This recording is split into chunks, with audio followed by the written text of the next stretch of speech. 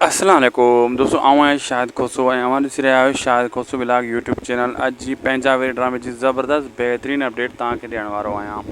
दोस्तों, इन वीडियो को आख़िर ताईं ॾिसंदा थी सघे त असांजे हिन यूट्यूब चैनल शाहिद खोसो ब्लॉग खे ज़रूरु सब्सक्राइब लाइक शेयर करे छॾींदा।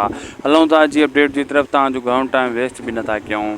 दरअसल दोस्तों, तव्हां ॾिठो त कहिड़े हिसाब सां रावल ऐं अकबर ख़ान पंहिंजी दुश्मनी खे अॻिते वधाइणु चाहिनि था। मां तव्हांखे अॻे ॿुधायो त अकबर ख़ान जीअं रावल उन वटि वेंदो, पोइ किस्म में तव्हां ॾिठो त मां इहो ॿुधायो तव्हांखे त अकबर ख़ान उन खे चवंदो हाणे ठाह कयूं, लेकिन रावल ठाह न कंदो। तव्हां ॾिठो त हाणे ॿई हिक ॿिए खे मारण जूं पूरियूं तयारियूं कयूं वेठा आहिनि ऐं गद्दार बि हिक ॿिए जा ॾिठियूं वेठा आहिनि ऐं हाणे हिक ॿिए खे फनिश करण लाइ तयारु आहिनि। ऐं मंसूर ख़ान बि वॾो बेग़रत माण्हू आहे, दोस्त थी करे अकबर ख़ान खे माराए थो।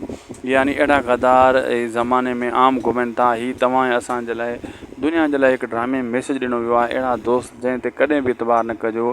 तव्हांखे चवंदा तव्हांजा आहियो, लेकिन तव्हांजा उहे न हूंदा ऐं तव्हांजी सॼी रिपोर्ट पंहिंजे तव्हांजे दुश्मन ताईं पुॼाईंदा। अहिड़े हिसाब सां अकबर ख़ान खे बि रावल ख़ान जे हथों माराइण जे लाइ पूरी कोशिशि करे रहियो आहे मंसूर ख़ान। दोस्तों, मिलंदासीं कंहिं ॿिए वीडियो में।